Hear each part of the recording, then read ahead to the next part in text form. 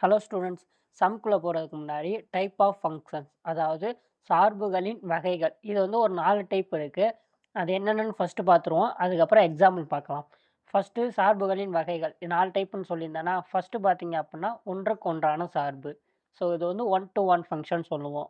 2வது பார்த்தீங்க அப்படின்னா, பலவற்றிற்கு ஒன்றான சார்பு அப்படின்னு நம்ம சொல்லுவோம். அதாவது மெனி டு ஒன் ஃபங்க்ஷன் நம்ம சொல்லுவோம். நெக்ஸ்ட்டு பார்த்தீங்க அப்படின்னா, மேல் சார்பு. அதாவது ஆன் டூ ஃபங்க்ஷன் நம்ம சொல்லுவோம். நெக்ஸ்ட்டு லாஸ்ட் ஒண்ணு வந்து உள்நோக்கு சார்பு, உட்சார்பு அப்படின்னு நம்ம எது வேணா சொல்லலாம். இத இன்டூ ஃபங்க்ஷன் அப்படின்னு நம்ம சொல்லலாம். ஓகே. இப்ப 4 டைப் பார்த்தாச்சு. இத வந்து டீட்டெயிலா கொஞ்சம் பார்க்கலாம். ஃபர்ஸ்ட்டு பார்த்தீங்க அப்படின்னா, ஒன் டூ ஒன் ஃபங்க்ஷன். அதாவது ஒன்றுக்கொன்றான சார்பு. இப்போ இதில வந்து ஏபி அதாவது 1, 2, 3, 4 வரை இருக்கு அப்படின்னா, இங்கிட்டு ஏ, பி, சி, டி, இ வரை இருக்கு. ஸோ இந்த மாரி இருந்துச்சு அப்படின்னா, இப்போ ஒரு நீள்வட்டத்த போட்டுருவோம். ஸோ நீள்வட்டத்த போட்டு ஃபர்ஸ்ட்டு ஏ, 2வது பி இந்த மாரி நம்ம எடுத்துக்கிறோம் அப்படின்னா, நடுவுல உள்ளது ஃபங்க்ஷனா, இப்போ 1லேருந்து ஏ, 2லேருந்து பி, 3லேருந்து சி, 4லேருந்து இ போகுது அப்படின்னா, இது வந்து ஃபங்க்ஷனா ஃபர்ஸ்ட்டு? ஏல எல்லாத்துக்குமே நிழலுரு இருக்கு. ஸோ அதனால இது ஃபங்க்ஷன் நம்ம சொல்லிடலாம். ஸோ ஒன் டூ ஒன்னுனா பேர்லயே இருக்குல்ல.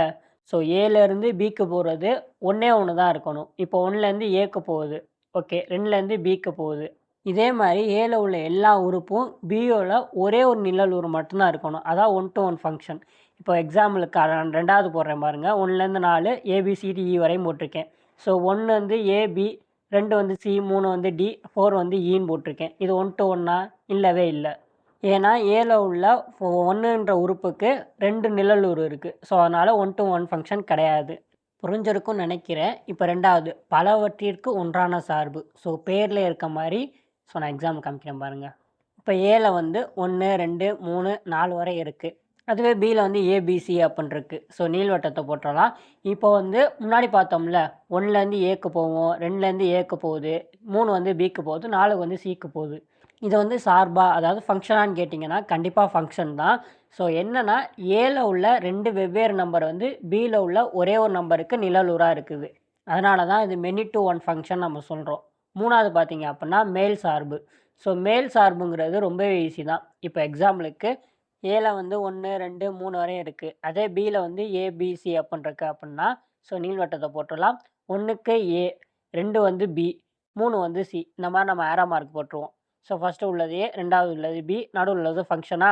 ஸோ மேல் சார்பு அப்படிங்கிறது மேல் சார்புல வந்து நம்ம பிய தான் ஃபோக்கஸ் பண்ணுவோம். அதாவது துணை மதிப்பகத்துல எல்லா எலமெண்ட்டுக்குமே முந்நூறு இருக்கணும். ஸோ முந்நூறுங்கிறது ஸோ ஏலேருந்து வந்தா நிழலுரு, பிலேருந்து போனா அதான் முந்நூறு அப்படின்னு நம்ம சொல்லுவோம். லாஸ்ட் ஒன் பார்த்தீங்க அப்படின்னா உட்சார்பு. ஸோ உட்சார்புங்கிறது இதை விட ஈஸி. அது எப்புட்ன்னா, மேல் சார்பு இல்லாதது அதான் உட்சார்பு. இப்போ 1, 2, 3, 4 வரை இருக்கு. அதே ஏபிசிடி, இ வரையும் இருக்கு அப்படின்னா, நம்ம அந்த மாரி நீள்வட்டம் போட்டுருவோம். 1லேருந்து ஏ, 2 வந்து பி, 3 வந்து சி, 4 வந்து இ அப்படின்னு குடுக்குறோம் அப்படின்னா, பில வந்து ஒரே ஒரு எலமெண்ட் மட்டும் மிஞ்சுது. அது என்ன? டி. ஸோ இப்படி இருந்துச்சு அப்படின்னா, அதுதான் நம்ம உட்சார்பு அப்படின்னு நம்ம சொல்லுவோம். அதையே நம்ம மேல் சார்புல இல்லாதது உட்சார்பு அப்படின்னு சொல்றோம் அப்படின்னா, எல்லாத்தோடையும் மேட்சா இருந்துச்சு அப்படின்னா, அது மேல் சார்பு. அப்போ ஒரே ஒரு எலமெண்ட் மட்டும் மிஞ்சுச்சு அப்படின்னா, அது மேல் சார்பு இல்லையா? அப்போ மேல் சார்பு அல்லாதது உட்சார்பு. ஸோ இதுதான் டெஃபனிஷன் வரும். சிம்பிளா சொல்லப்போனா, உட்சார்புல பில இருக்கு பார்த்தீங்களா? அதில ஒரே ஒரு எலமெண்ட் மட்டும் இந்த மாரி 300 இருக்காது. அவ்வளோதான். இதில ஏதாச்சும் உங்களுக்கு டவுட் இருந்துச்சு அப்படின்னா, மறக்காம கமெண்ட்ஸ்ல கேளுங்க.